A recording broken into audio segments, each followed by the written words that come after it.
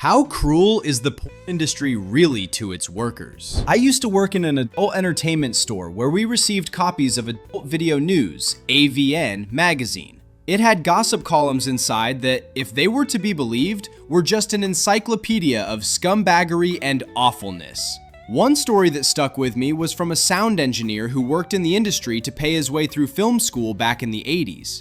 He told this horrible tale of one shoot he did where the director was in debt to the mob and desperately needed money to pay them off. During the shoot, one female star had an epileptic seizure while performing a specific act and accidentally bit the male actor's member clean off. While they were rushing them to the hospital, two other female stars overdosed in the bathroom, unnoticed by anyone until much later. While all that was happening, a couple of enforcers for the mob were on their way over to make sure the director was doing his job so they could finally collect on his debts. The sound engineer said everyone else ended up getting arrested and he was giving his tale in a statement to the police.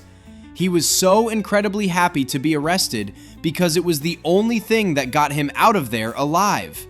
That sounds like a ready-to-use thriller comedy drama script. There are industries where crossing boundaries has much higher consequences than usual. I used to work in aviation. If a manager asks you to skip a safety check and backdate the paperwork, that is fraud. Your job as an aviation engineer is to report that manager to external regulatory bodies like the Federal Aviation Administration, and not doing so can result in prison time. The adult industry lacks this level of oversight, and it really needs it.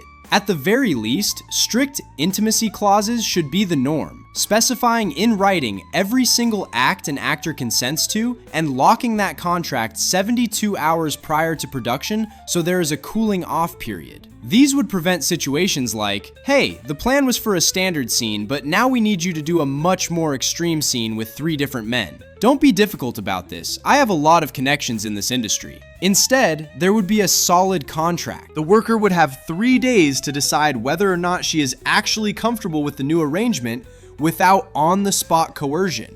I recall an Ask Me Anything, AMA, thread from someone a while back who worked in IT in the industry. He got into the business as an enthusiastic consumer of the product, but left absolutely loathing it. One thing that stuck with me is that he said severe physical injuries were so common on set that there was always a nurse in the building. Including injuries of a non-sexual nature, I can think of only 2 other industries where injuries are so common that there's medical staff on standby: the military and elite professional sports. I know one person who worked in the industry in her 20s, and she told me that self-harm rates among former stars are actually higher than among combat veterans. Think of your typical physical labor job, particularly contract ones. Some places skirt regulations, others put their employees at risk, and most overwork or underpay them. Oftentimes, things like harassment and discrimination go unchecked and even get normalized. By and large, a greedy company will take advantage of its workers for as long as they can get away with it. Now, imagine that same job requires you to get completely naked on camera and be intimate with your coworkers. The cruelty is due to the exact same corporate forces at play, except they are made extra weird and invasive due to the highly vulnerable nature of the work. This is the only comment that truly summarizes the industry as someone who was once in it. The promise is always that you will be rich and that it is empowering. This is just like being told you will be your own boss in a multi-level marketing pyramid scheme. The entire time I did this work, I was constantly pushing to do more and more to get more money, completely disregarding my personal boundaries. I convinced myself I was doing it because I was taking control of when I was being but the average consumer does not see it that way. Eventually, it just becomes a lie you tell yourself so it feels slightly less demeaning. Take a look at any amateur subreddit. It is full of desperate attempts to advertise content, with women showing full frontal nudity for free, most of them getting only a few upvotes. It is a very desperate and dehumanizing industry that has been twisted by marketing to look like empowerment. I think there is a place for ethical work, but only when it is paid adequately and is safe, just like any other labor trade. Good of you to speak up here with first-hand knowledge. Sadly, this is so true. Many times, the initial approach from recruiters can look exactly like a benign, innocent modeling gig. Years ago, I remember seeing a post on Reddit by a sex worker. I will quote it directly because it really changes your perspective. I have done many different kinds of adult work. I have been a girl, a performer, and a professional submissive. I have also been working in retail and food service simultaneously. I get so frustrated at how I am treated at work. It really gets to me. I find myself involuntarily crying once I get into my car to drive home. I hate how dehumanizing it is. People do not acknowledge me as a person. They think I am less than them because of my job. Maybe they do not actively think that, but that is exactly how they treat me. Oh, by the way, I am talking about the food service job. When I am doing adult work, I can refuse a customer. I can be rude to them if they are being rude to me.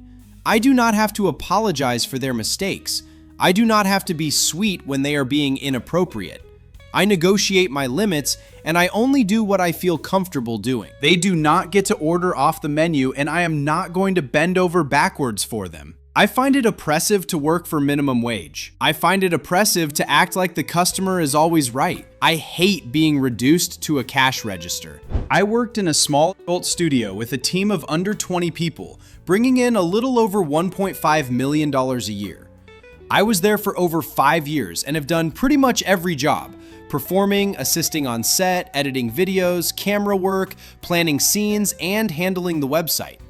In my experience, the cruelty depends entirely on what the director thinks they can get away with.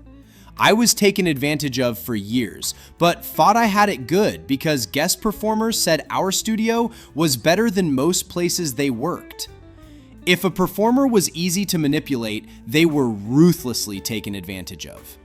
There was lots of behind-the-scenes crying, lots of, "I didn't want to do that, but didn't realize what the content was until the camera was on and I felt pressured," and lots of discrimination.